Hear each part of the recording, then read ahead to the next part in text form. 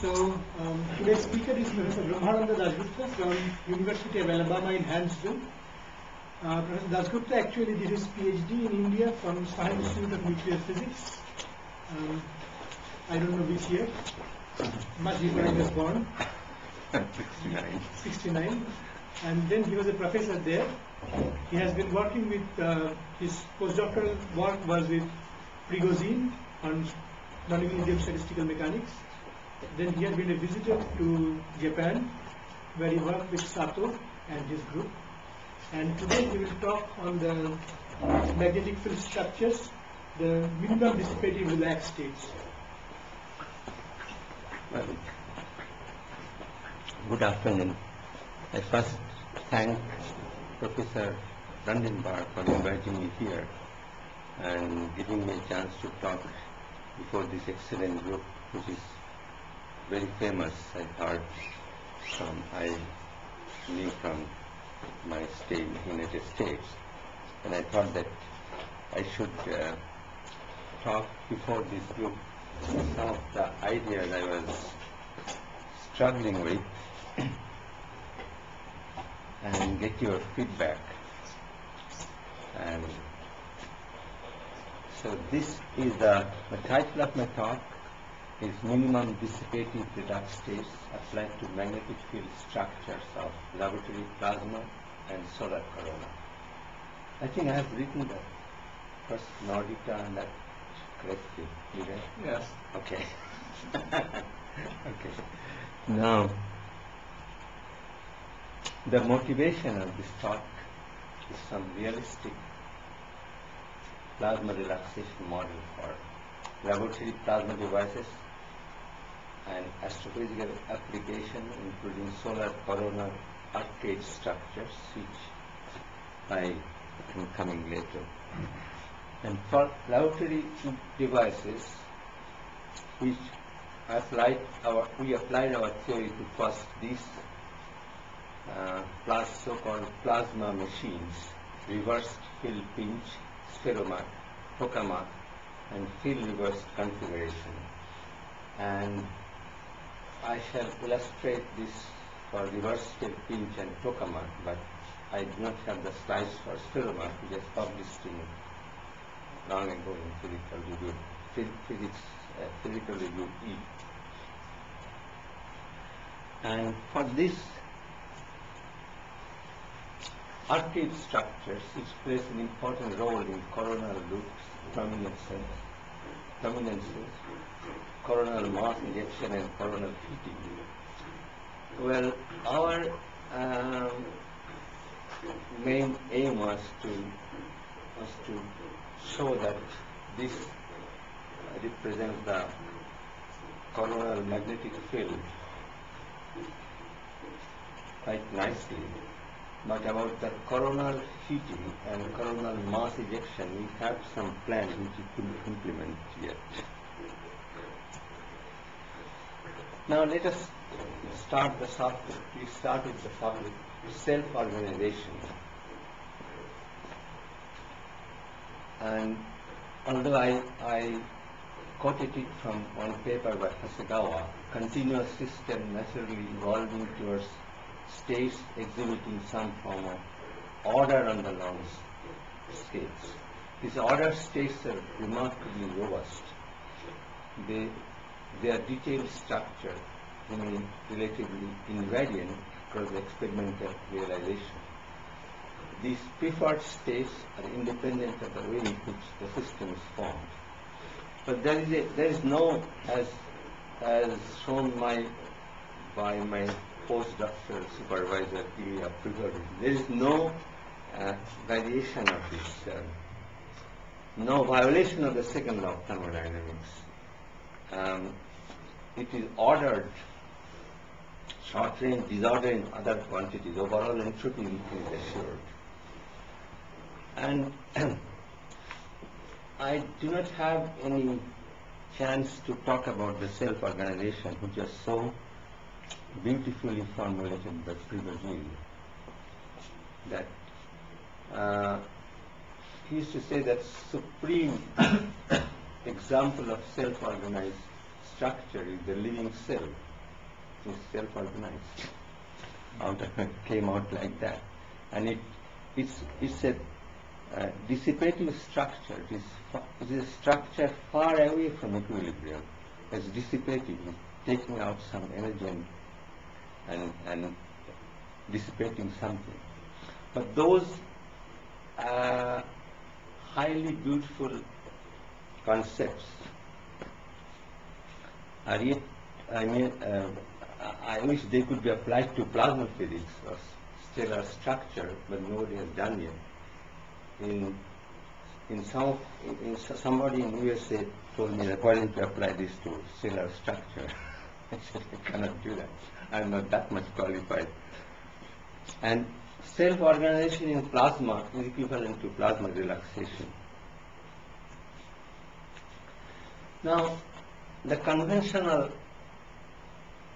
model for self-organization in plasma is Taylor's model, which everybody knows, widespread application since 1974. Basically, it was more or less in the existing literature since Chandrasekhar did this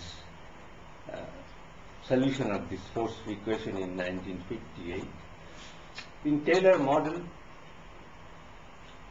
there are two physical quantities of interest. One is magnetic helicity. I shouldn't define what magnetic helicity is before this group. And this is just a recapitulation.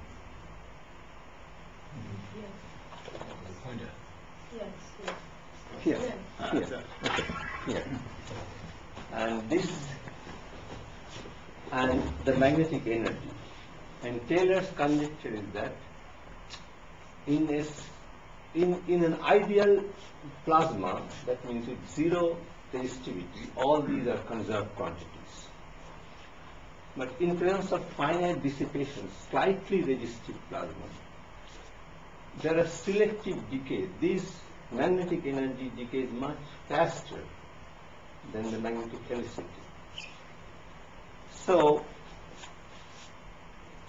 there should be some variational principle involved to attain a state, relaxed state, where the magnetic energy is minimized and the helicity remains more or less constant. Some mathematical technique gives this equation. Principle of variational calculus, which means lambda. There are some factors involved which are convenient, get 4 pi or something like that, which means that del cross B, which is lambda B, and del cross B is by Ampere's law is the current, so current is always parallel to the magnetic field. And this is true for many of the physical systems, and for which they are called force-free, because the plasma equilibrium is given by J cross B equal to gradient of P. Since J and B are in the same direction, so J cross B is 0, which means gradient of P is 0. So if pressure is 0, there is no pressure gradient, and if pressure is 0 at one point, it should be 0 throughout. But another friend of mine who was working involved in a big simulation, Tetsuya Sato, with whom I worked for several years.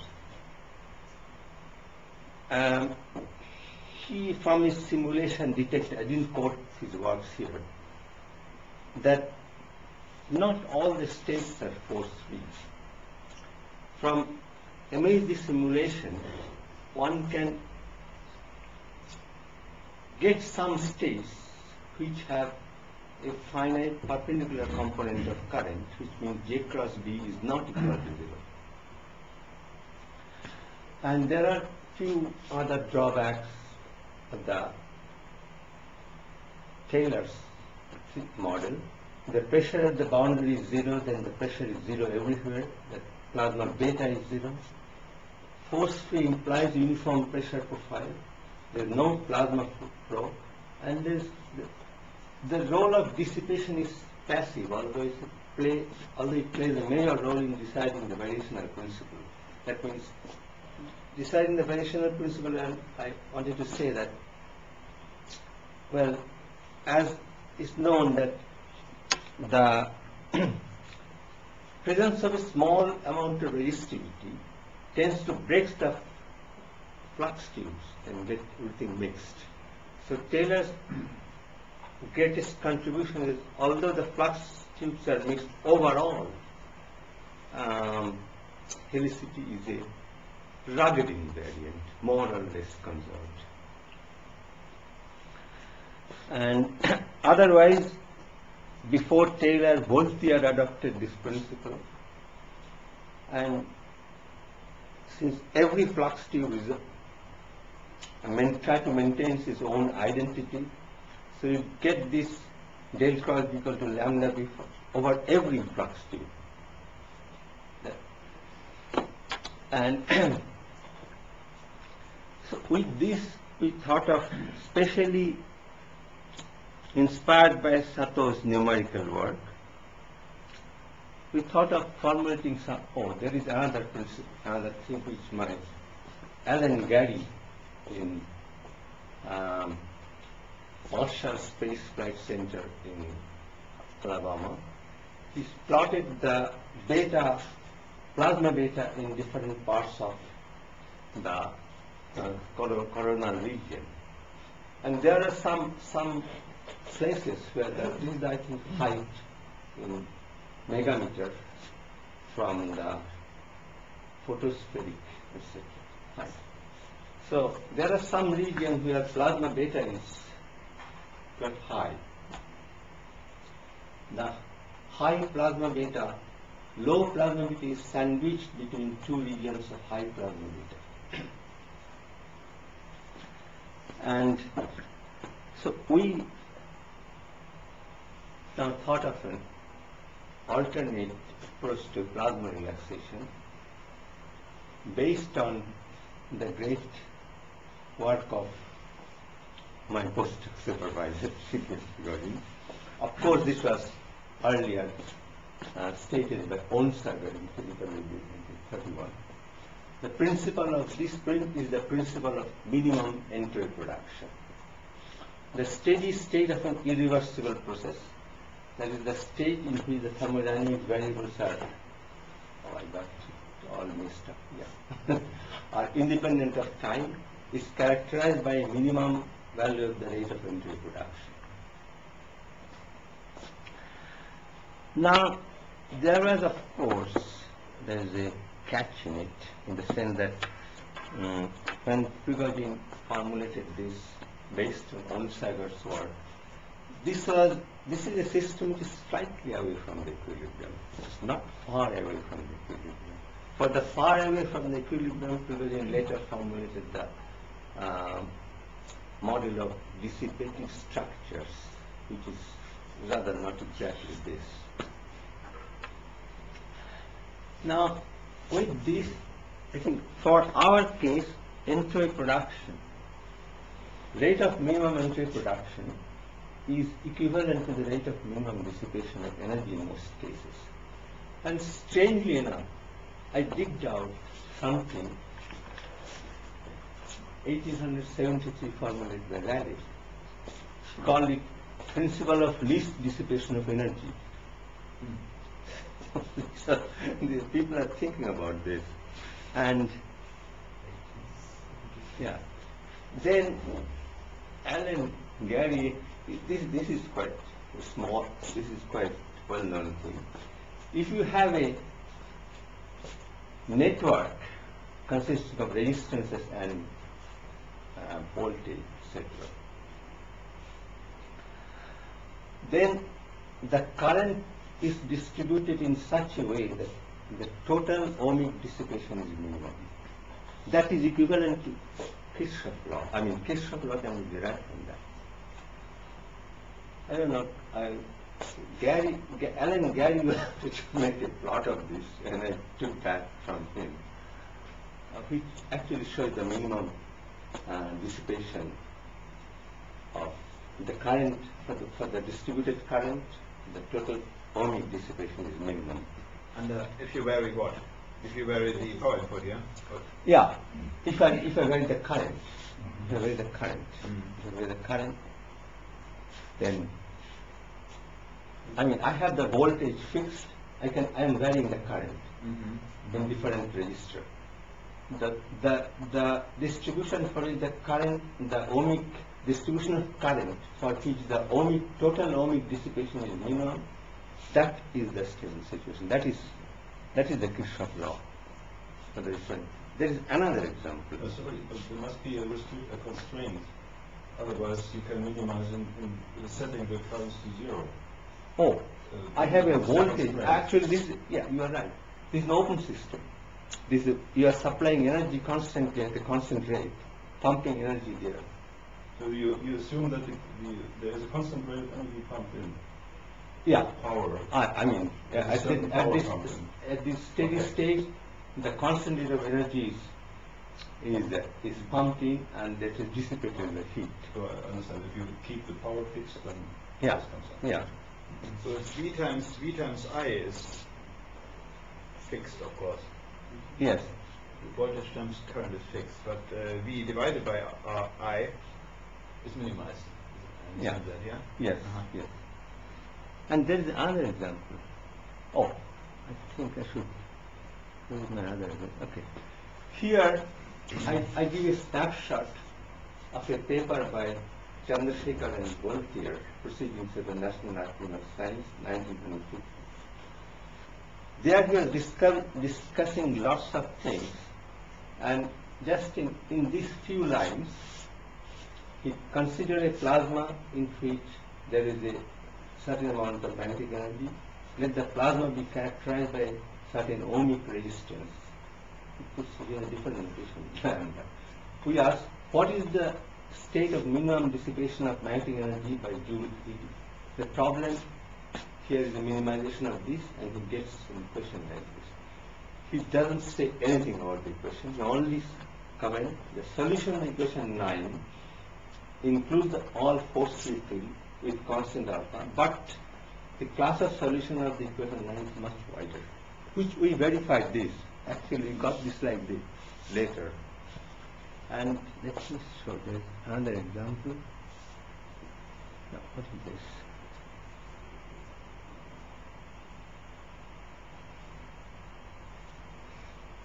No, I think I wanted to. I don't know whether I include this or not.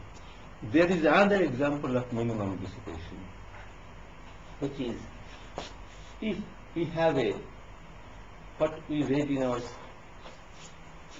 high school or undergraduate days, the Parseval's flow of viscous liquid through a pipe. Pipe is kept in a horizontal position, and you have this one head of water which is maintaining constant water pressure, and water is coming out at a constant rate.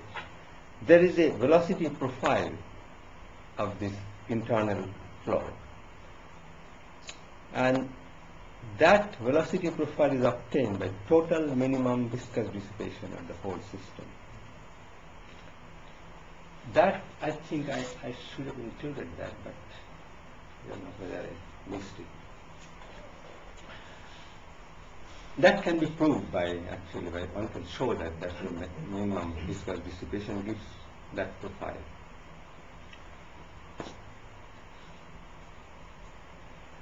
Now, one of us did perform a simulation, and as I always tell Drew about that, so I'm quite dumb in simulation, so I copied something from his paper. And the basic thing is that after the simulation, he got three things. With time, he calculated the helicity and the magnetic energy and the dissipation rate. And in many other work I saw, without the third part, that the selective decay of magnetic energy over the helicity is a supporting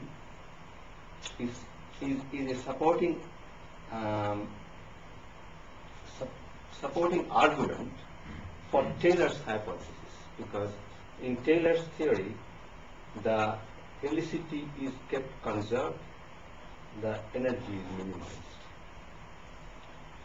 Now, when I plot this, the dissipation rate, it goes even lower. That, as Dhruva was saying, that can be shown by the decomposing this into the Fourier spectrum and showing the depending on the high Landquist number, one can actually argue that this will be the case. But these are all dimensional quantities which have different dimensions. So the ratio between helicity and energy, for example, is the length scale. Yeah. And that one should be maximized, that length scale. Yeah, that's right. In fact, you are right. That's why the Landquist number, when in the refined argument, the Landquist number is introduced, which is a kind of dimensionless number, things like that. Yeah. That should then be the size of the container. So if that is fixed, the two curves should decay at the same rate. Yeah. Power law. But that is subject to the helicity constraint already then. So that magnetic energy and the helicity have to decay slower, like t to the minus 1/2. Yes. But I think I should have this when writing this. Let me. I don't want to interrupt you. No. I will explain this later maybe. Yeah. Okay. Oh, these are some of his simulation results. Random initial turbulent fluctuation with the small scale isotopic things, and this simulation specialist may understand. Okay. Now we came to our model, which was we proposed in 1998, which was just very initial one, and there are, in a sense, defective. But such kinds of models were in practice done by Montgomery and the Argentinian group. And that if I minimize the dissipation rate and keep the helicity constant, then I get a strange equation. Triple curl B equal to lambda B. And this equation is exactly solvable. Then there exists at least one exact solution of this equation, which is the superposition of three force field pairs. I mean, if you allow me to write a line, can I write? Yes, please. Okay. This depends on a particular general term. Suppose I have an operator L and an eigenvalue equation.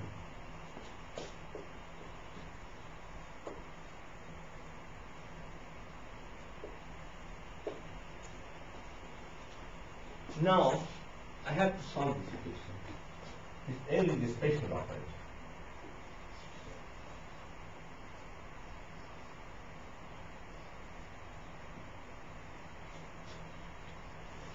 Just ask in between here, is that supposed to be B or BI? Is this a total B? No, this is BI. BI, yes. It is BI, sorry. What? No, he has almost touching on the. Yeah, you're not right on the... It's Okay. Almost an I. Okay. Semicolon. This is A0 plus A1 L and number minus 1 by 5 plus A2 L n to the power minus 2 by plus A to the power n.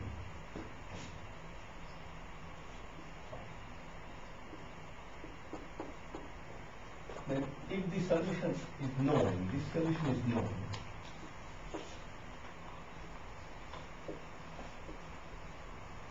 the solution of this can be phi, can be written in superposition of C1, psi 1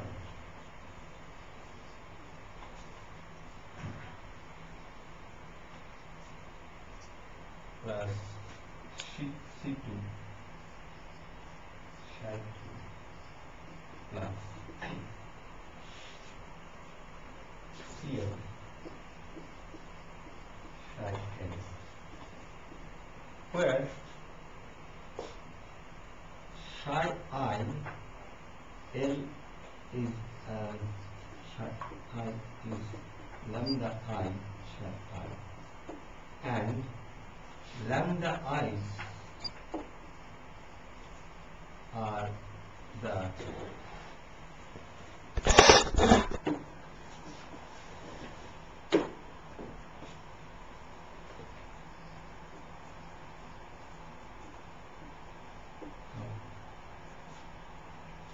A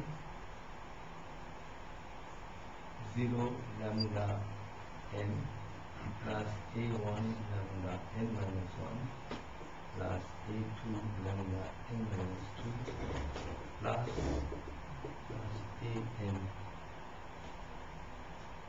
equal to 0. Lambda i's are the roots of this algebraic equation, polynomial. One can prove that by direct. I don't know how to prove it generally, but I can substitute this and show that this is true. And that's your 98 paper, yeah? Yeah, that's Yeah. 98. Now this is Vi, and lambda cube is actually these are the lambdas are the cube roots of unity. Lambda, 3 cube roots of unity. And although this was a closed system without flow, our work had some remarkable agreement with the reversed field pitch. Remember, this was the first case where Taylor applied it. He got this field reversal parameter against some defined quantity theta. We got this like this, and in addition, we got a pressure profile. So the lambdas are all constant, Lambdas are constant. and the boundary conditions for all the 3 different fields are the same. We are applying, actually what we are doing is the following.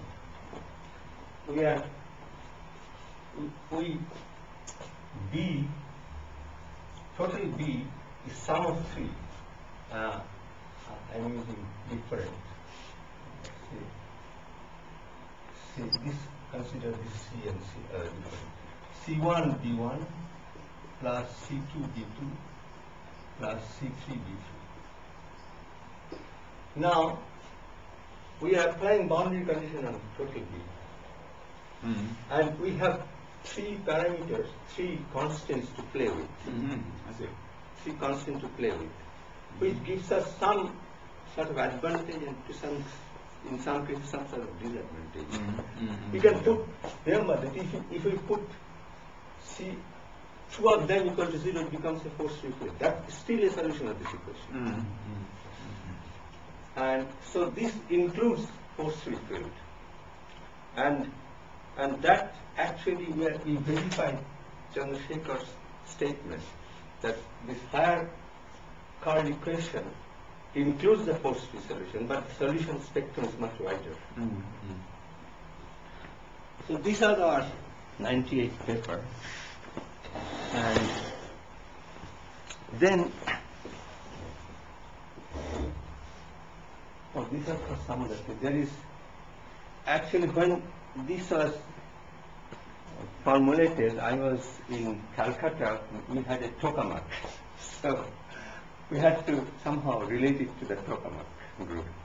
And there is some parameters of tokamak, something called rotational transform and safety factor and things like that. And we tried to calculate this through our model. And incidentally, Taylor's theory is not applicable to tokamak. So we tried to do this, the keyword factor, and this is I have not shown the experiment. Experimental results are like this, and this, and there's another thing which we call this continuous transition of Q from this profile to this profile with variation of one parameter. This is too much technical for this in the tokamak sense. So we did some very successful work in this because we could see that there are a lot of experimental things about the tokamak and its transition to low Q discharge, they call it. So low Q discharge of tokamak, could have explained, we explained that. What was sigma again?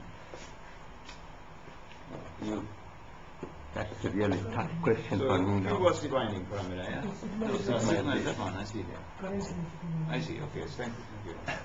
Something like that. And Yeah. the pressure profile. And Q equals to pi would be kink unstable, right? Yeah, that's right. King concept, yeah, kind of that. And then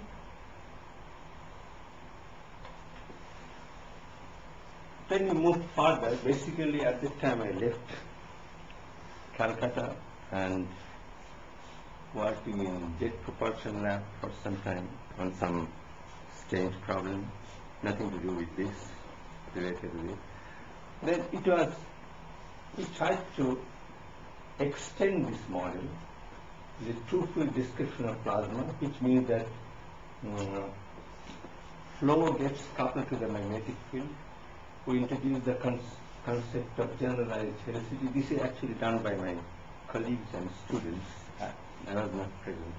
And there's a cross helicity linkage between the flow lines and the field lines, and incorporate the role of viscous dissipation. And being more general than usual MAG, we expected that two-field description will capture more finer aspects of the relaxed state. And that work is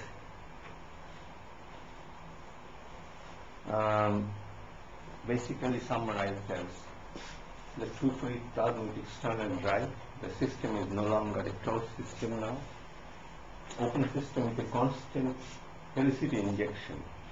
That was one of the earlier concepts used by David Montgomery in 1988, that instead of this constant helicity which we are using, or used by Taylor, he derived the helicity decay rate, which is easily derived, and he assumed that same amount of helicity is injected from outside, so that the helicity injection, the helicity decay is constant and is maintaining the constant helicity in that sense.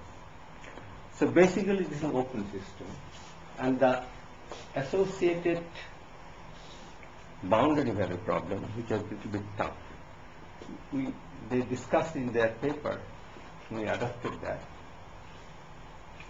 Generalized gauge invariant helicity and the construction of invariance, coupling of magnetic fields and flow, and Euler-Lagrange equation to magnetic field and vorticity, giving us a double correlation.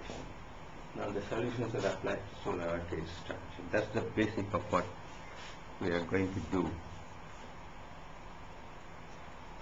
So these are the few steps, incomplete description of this ugly mathematics involved.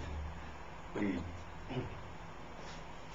shown the generalized momentum and generalized helicity, etc. This is the generalized vorticity. then a gauge invariant form with this usual technique. So alpha is just electron and ions, you mean? Yeah, Uh-huh. yeah. And later they proceeded to that putting electron mass equal to 0, kind of Paul image description type of thing. And so this is the helicity injection rate, and then this is the total energy dissipation rate, and then del I is this formulation with lots of in between steps around it, but I can refer to the paper there. And finally you get the Euler equation, which was basically this curl B times some Planck constant and curl B plus this gradient of shock, and similar equation for the fluid vorticity. And that we applied to Sorry, one question. pardon? Could you return to the... Yeah. So these are equations which are governing the fields which we are seeking, Yeah. right? It's But couple the- equation with the Yeah, but they come out of the minimization of the function, right? yeah. But on the other hand, we know already the equations which govern these fields. These are the basic equations of two fluid and magnetohydrodynamics, if you want. Okay. So Now, what relationship are these two sets of equations to each other? well, let me try to understand your question. These are the kind of relaxed state of the plasma. These are the relaxed state of plasma. But- They describe the relaxation. yeah. And well, I'm trying to understand your question, because, for example, we know for a single fluid MHD, we know the governing equations, and we get another equation for relaxed state, which is the Taylor state. So if we ask that question, what is the relationship between this and this, and then you get something like that there is one equation which is the Ampere's law that somehow relates this to this. And here our relaxed states are governed by double curl B plus some non-constant times curl B plus some other constant times curl B is another field. And this is for the fluid. So you are asking how these are related to the original equation? Or in other terms, is it guaranteed that the solutions of these equations are identical to the solutions of the basic physical equations of the system? I think we cannot alter the basic physical equation. That should not be altered. No. But these will add some additional, in addition to that, we are kind of imposing these additional equations on the top of these basic It's equations. possible. The original equations are already complete. But I mean, I think Matthias's question is that he is somehow thinking that it's easier, perhaps, or at least asking whether it might actually not be easier to solve the time-dependent problem in a special case. No, not necessarily easier. Whereas this one, of course, is an answer to the time-dependent problem in a more general sense, and of course it should be equivalent. Yeah. This, But it might even be easier in the sense that it's giving you guaranteed more that they physical are- insight. Yeah, that they are equivalent. But otherwise, they should be absolutely identical. And whether they're equivalent, the solutions is So what Matthias is saying is that if you, for example, consider the Taylor problem, then you have one invariant which is energy, one invariant which is helicity, but then you also the other invariants. So in a sense, does these two invariants completely describe the equations? no. So, but minimization uses only these two invariants. So there may be things in the equations which are more than these two invariants. Is that something like what Matthias is saying? Yeah. Yeah, I think I know, see what you did. Yeah. If you start with the whole set of equations, it's complete. Yeah. I mean, there is more information in there. Yeah. I think there are some suppression of information in this. at the cost of, you can handle this more easily. If you want to find the magnetic field structure of solar corona, one thing is that you get in the true fluid and do the simulation. Okay, that's fine. That contains everything, if you do the simulation ideally. But whether this equation and as all the relaxed state equation contains less information, doesn't contain that much information. But on the other hand, this can be handled easily. You can easily find out the magnetic field structure, for example, of reversed field pinch. So we have some sort of, not belief, but some strong evidence that it is a good approximation to the real solution. Yeah. I mean, that is only governed by the fact that if we get something from it, whether that corresponds to the real solution or whether it corresponds to the simulation. I mean, good simulation in this sense. Yeah, that's right. Yeah. So with this, we try to apply it to there is some definition. There's something called lambda here involved. Yeah. And yeah, I think in that original paper definition of lambda is a combination of this, I guess. And then they consider only 2D problem because they had some problem in plotting in 3D. So with this definition of the magnetic field and with this a parameter, they try to plot it and describe this arcade structure for different values of gammas and got some agreement with the simulation by Wiggleman. Is that this shear, horizontal shear on the boundary? Yeah, yes. And then, yeah, this is just to show that actually these are happening in solar arcade physics. Now, similar is the case for flow patterns, but we are told that it's very difficult to obtain observational signature of the flow. So we don't know how we will tackle the flow pattern. At least some of my colleagues in USA are telling me that the flow to have the observational signature of flow pattern is very difficult.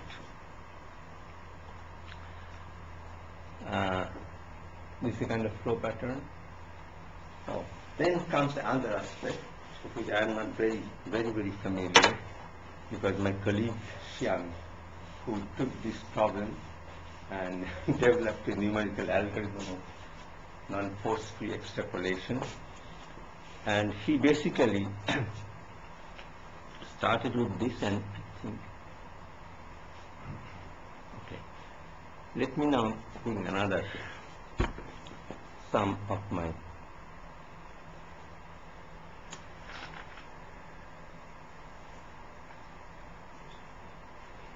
what I'm trying to do is I have his talk somewhere.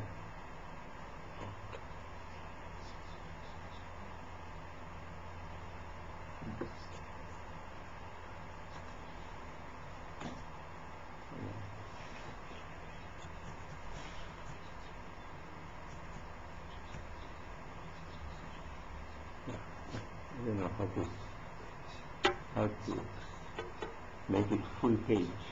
This is F5, right? Somebody said? F5. Right. Oh, I see. Okay. So,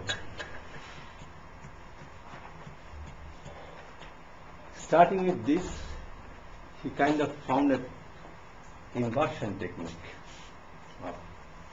This is called the Vandermonde matrix, which is if alpha and alpha 2 alpha 3 are different, is guaranteed invertible, so you can get this.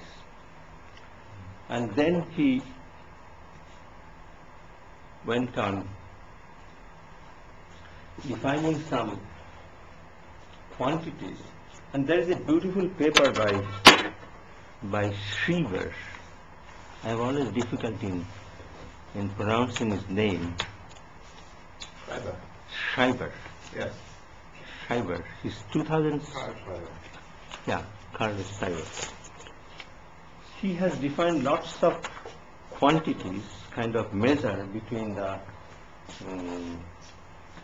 as a kind of measure of this accuracy of the extrapolation method. And he did this, and the different steps of extrapolation, which if you ask me, I will be won't be able to answer. But the final result is that this is some part is image simulation and some part by this part is by his extrapolation method, and these are the different how far these are the different quantities defined in Schreiber's work, and this sort of agreement seems quite good according to Schreiber. And this is one kind of method of comparison. And Are you saying these numbers tell you the degree to which it is, if I want to, I would actually call your state hyperforce-free state. Would you agree with that?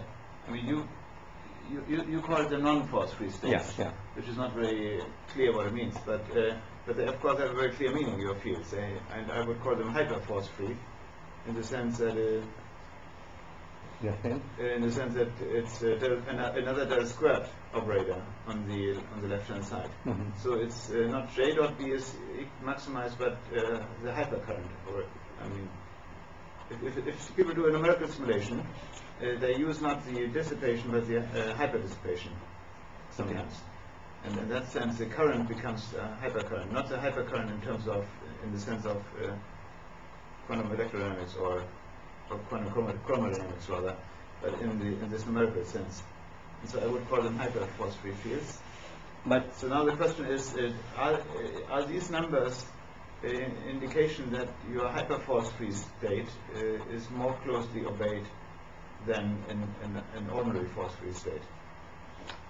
yeah, if you say that, but I don't understand because we used to say non-force-free is J cross B is not equal to 0. For your hyperforce-free, the same thing is applied? In the sense that you have, what you're saying is, of course, your equation is essentially saying that del squared J is equal to lambda times B, as opposed to J is equal to lambda times B. Okay.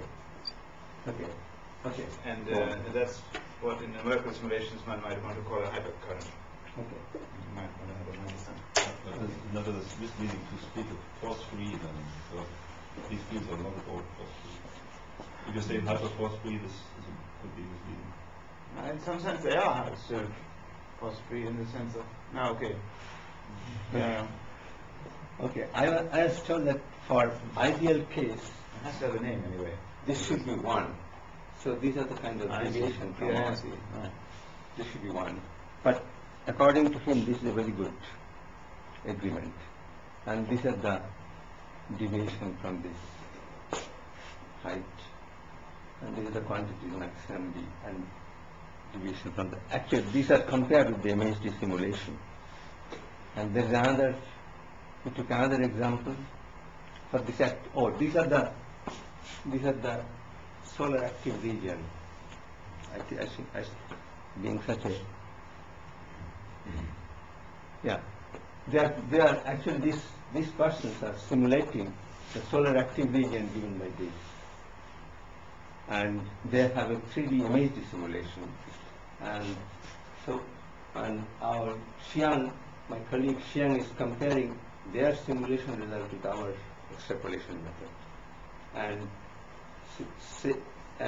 he concludes that the agreement is quite good for this solar active region. And he considers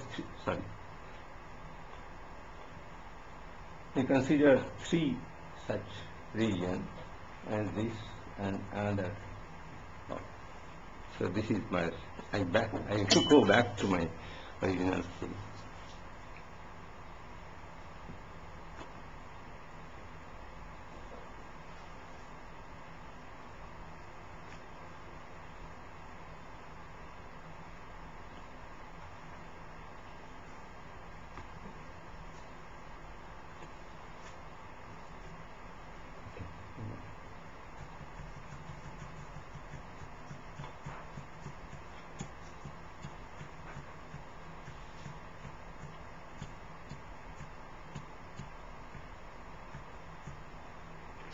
So this is my conclusion part.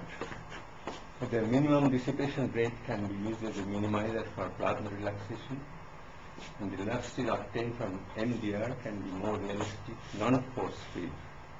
By this I mean that J cross B is not equal to 0, and produce pressure balance structure, couple magnetic field with flow, and thus applicable to wider scenarios. And about his conclusion, my colleagues, about this, validate our method, validate and apply to the extrapolation algorithm of one layer vector banktogram, generally non-force free state, that means P non-zero, provide initial conditions for data-driven image simulation of active region evolution. And we are planning to do some global extrapolation in the spherical coordinates which he mentions. So that's all my talk. Thank you. Thank you.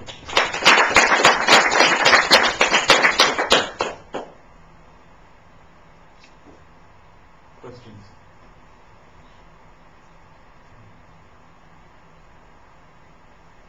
So the evidence for the, maybe we should come back to that, because it wasn't quite clear what the definition of the C's were. Maybe that was unfortunately in the other talk. Was it in the other presentation, the definition of your quantity C back, for example?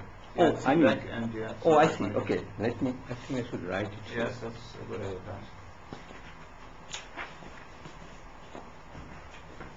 And is that something that we could in practice calculate? Yeah, maybe we could calculate that for estimation. This is from, everything is from this paper.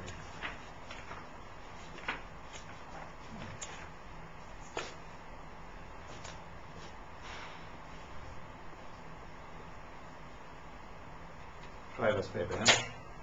Yeah.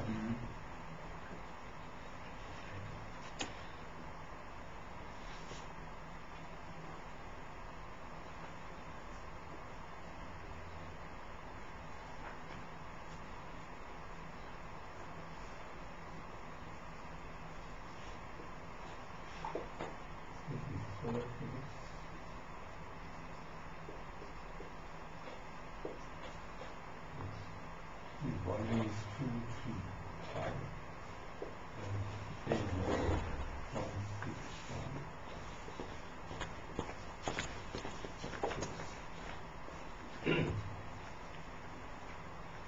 Can you define?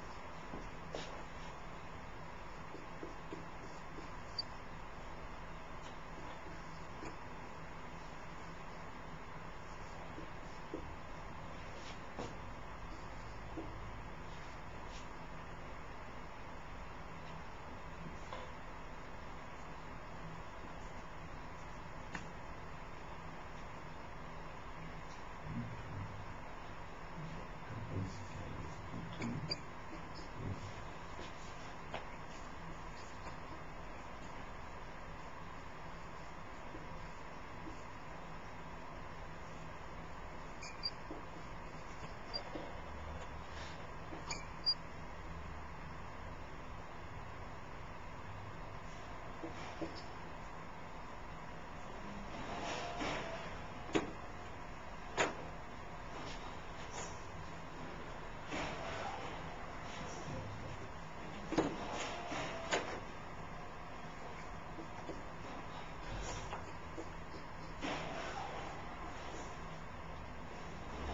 what is lowercase b? Pardon me? Lowercase b.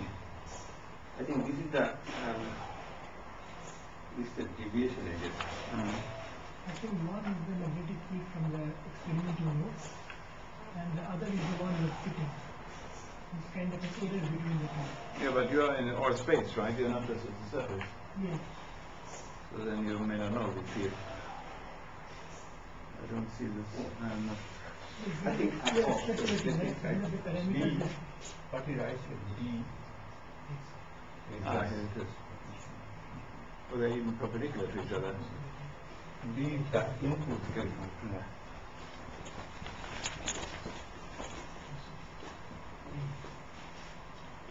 and small d.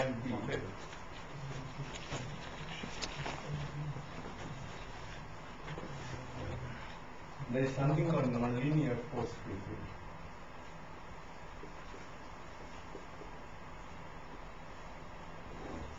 Modern solution.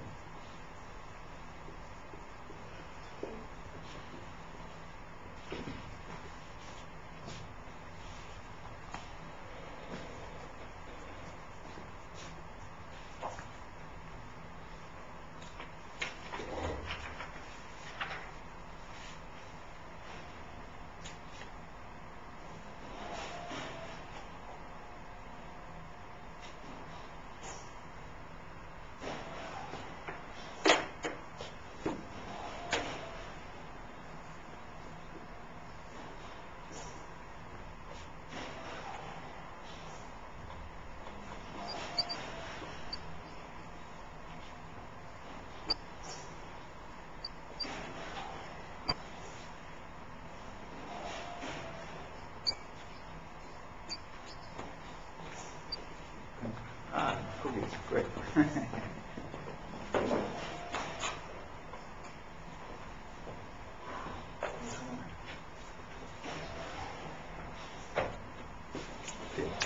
Mhm.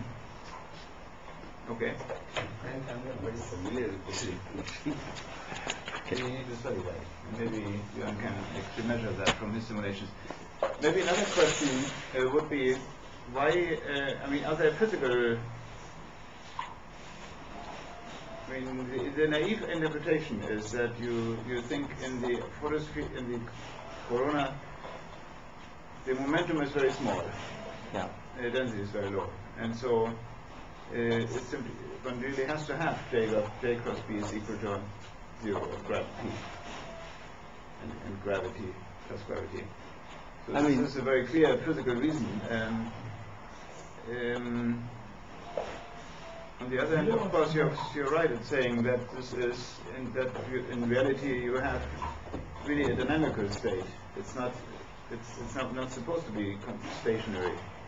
You would never have coronal ejections if it was. Yeah, yeah. Well, the other thing I couldn't do and I couldn't say is that I was trying to calculate the twist of the magnetic field, coronal artery. Then I saw that for the force-free field I have a fixed twist, so that depends on alpha. But here I can have twist at my will, which can be very much twisted. And then I thought that, well, people say that before the coronal mass ejection there is the appearance of sigmoid structure. And whether I can generate or we can generate sigmoid structure from this field, which is a kind of more twisted. And this is one of my aim, but since I do not do the simulation, so somebody should help me in seeing that whether the twist is much more or not. Because that means that, and another thing is that about this magnetic energy, I mean there are some some problem in the total magnetic energy of this force-free field in the corona, and whether I can resolve that through this. But it doesn't seem very promising, because this is basically the sum of three force-free fields. So, and actually in our final work, we are taking the combination of two force-free fields with different eigenvalues, plus a potential field, because that is also the solution of this final equation. Yes, right. So that seems a little bit more promising, because that comes out from the solution of our equation, and perhaps that will be the more realistic approach. Yeah. So it's just the same, or it's the same model also this group of Thomas Wiedemann and his big collaboration using for the extrapolation for magnetic field in the corona, or do they use differently? Pardon me? Please say again. You know that this Thomas Wiedemann Oh, from the Science Institute, yeah. who have like with lots of other people of this do this extrapolation, but do they use this model, or do they Oh no, they are not using this model. Okay. They are using what is known as nonlinear force-free model. Yes. And so what's when you compare these two models, what's like when you go to the results of the magnetic field, is this model much more efficient to reproduce the normal Yeah, fields, or- what I know, as far as I know, this model is quite agrees with that model, and my colleague Xiang tells me that his method, I think Dhruva can say about that, his method of Fourier transform can evaluate it very fast way. We can do everything in our PC rather than a big computer. And that two things I can say about this. And their method is more or less based on this, what is known as nonlinear force field, which means that alpha is space dependent. I mean that eigenvalue is space dependent, and that an exact solution of this equation was given by Liu and Low, V.C. Low of Denver, Colorado. But his was kind of axisymmetric problem. There is no general solution of that. And in another work, we are trying to get some nonlinear non-force-free model, which is basically kind of this. Whether you can find a solution of this equation.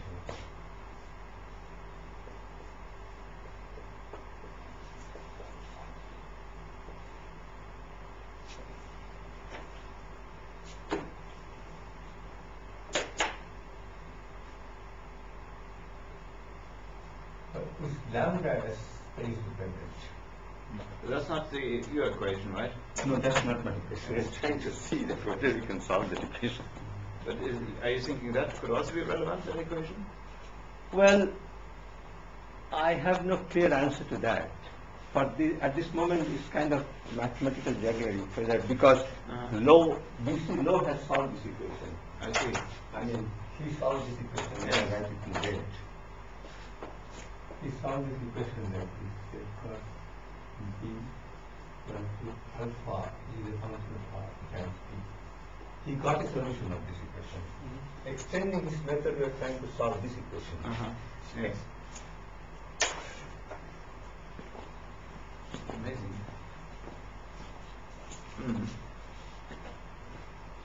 Yes. That's the paper you meant, right? Yeah. I have this here. But, Yes. That is the paper, yes. I didn't quite see whether they used that. Go to equation number 29, 28, 29. Equation, yeah? Yeah. In that Okay. paper. They are defining this. Yes. But this is a huge paper. Yes. A lot of questions?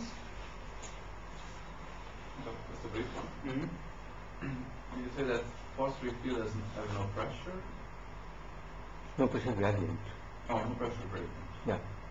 But why that would be a problem with the boundary condition? Oh no, what I mean to say is the following. If the pressure gradient, grad P is 0. See, grad P is 0 at one point, it is 0 at every point.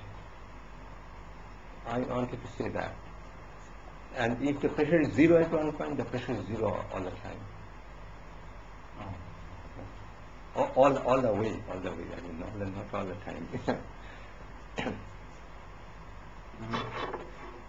I mean, in addition to applying this to models of the corona, one can of course apply it also to a helical MHD turbulence.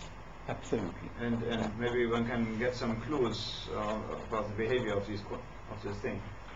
That kind of leads to another question I have. Yeah. So let's say fluid dynamics, I can imagine setting up a unstable profile, and then you do the convergence state. Now you calculate the dissipation rate, and you have more dissipation in the turbulent state.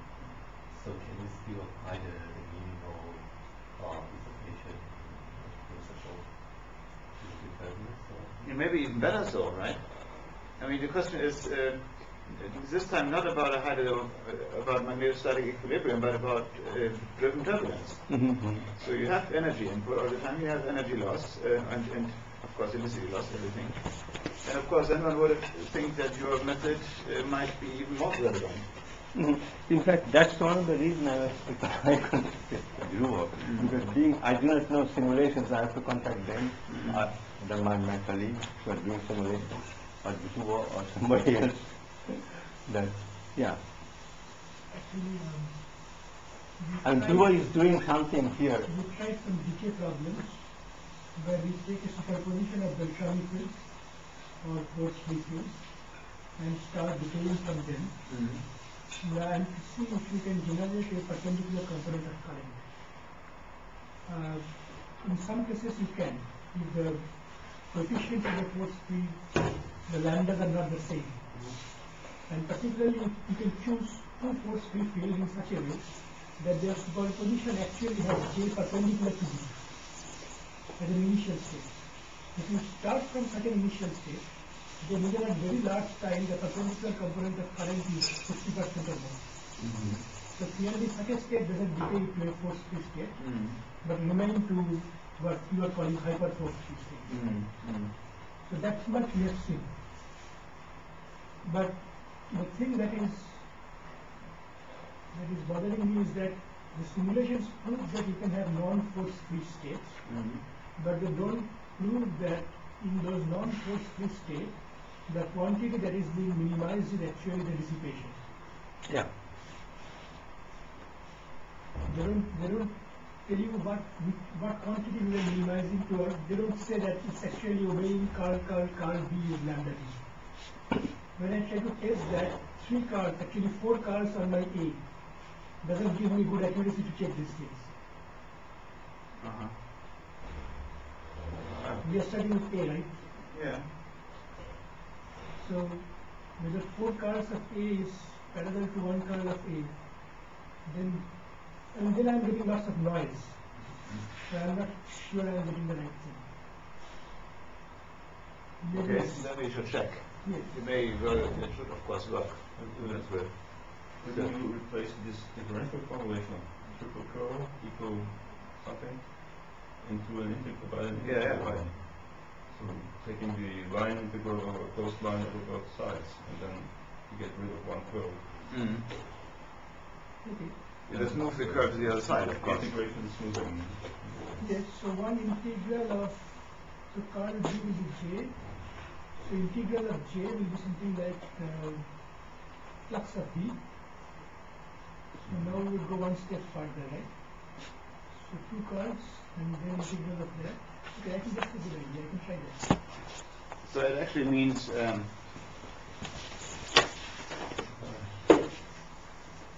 so your original equation was this. Yes. And then now we move the first curve over, which means we have this under the integral. So under the and then we call it simply J. So we have now curl J is equal to under J. That's your equation.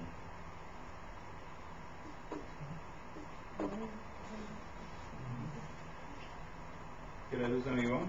What I probably meant was, sorry, what I should have done is, so first of all we have then a divergence term here.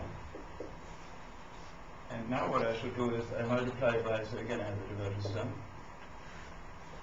And now I can multiply by J.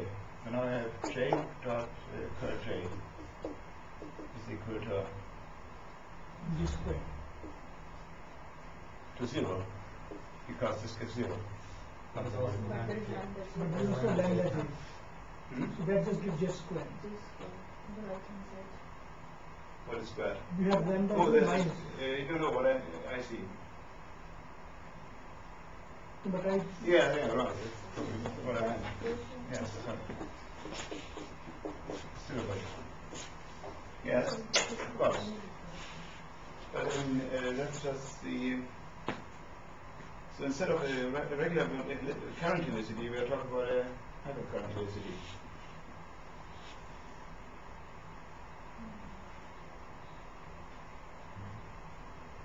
Okay, yes. In fact, I meant something different. So simply take the first line, and take a line an integral. area integral. Line area integral integral. over This a- is turned into a line integral. Yes. So This removes one curve. this removes one curl. On the right hand side, we get a flux, Yeah. basically, and then yes. And the flux is again a line integral over the vector potential, Yes. which you have in here. So the right hand side, then I have an integral of B, so it's a magnetic field flux. It's only to remove one. Yes, but I see your point. The integrals are smoothing than differentiations, which are worse. May not have a lot, but it is at least. I see what I mean. Yeah, right. That is something like that. Okay, so no further questions? I have one. Yeah, please. I'm not in the field, so maybe I misunderstand something. But in this extrapolation method of yours, how dependent are the results on the input field on the boundary conditions? Is it very sensitive or not? And if you compare to the other methods, Could you please say it again? Yeah. how robust is your method in the sense that if you change the boundary conditions of the input field a little, you get a wide That's a very good result? question. Yeah. About the numerical method, which I later said, I don't have a clear-cut answer because I didn't do the numerics, but I was told that it's quite steady. In the sense. For our case, when I applied it to this to the fusion machine, the plasma machine, it seemed that there are some critical cases where it's kind of showing with this kind of difficult thing, and we are kind of managing somehow kind of thing. But for the numerical method developed by my colleague Xiang Hu, he said that the method is quite stable. He made it quite stable in the sense that because he followed the other method of already existing for the post-it field like Alexandrakis and so that I forgot the name. There are lots of poster papers by different authors who applied the post-it field extrapolation, and so he adapted his method from that. So that he took care of all the stability of the field. But for our case, when we are not that much expert in numerical things, when we apply it to the plasma machine, we have to use it in it. We are not always doing that. But could there be a risk that one also overstabilizes it, one smooths out things and misses out important instabilities? Is that a risk? Could be like that, yes. Could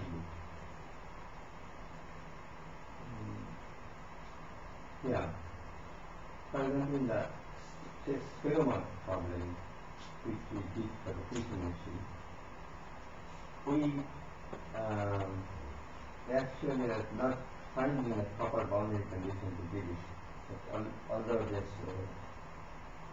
solutions are quite rich compared to Taylor's solutions, in the sense that we have to reproduce lots of experimental features which Taylor model couldn't do. And we could even predict that some other kind of experiment obtained from that Schaffner equation exactly the same way. But with the boundary condition, remember, we have some problem.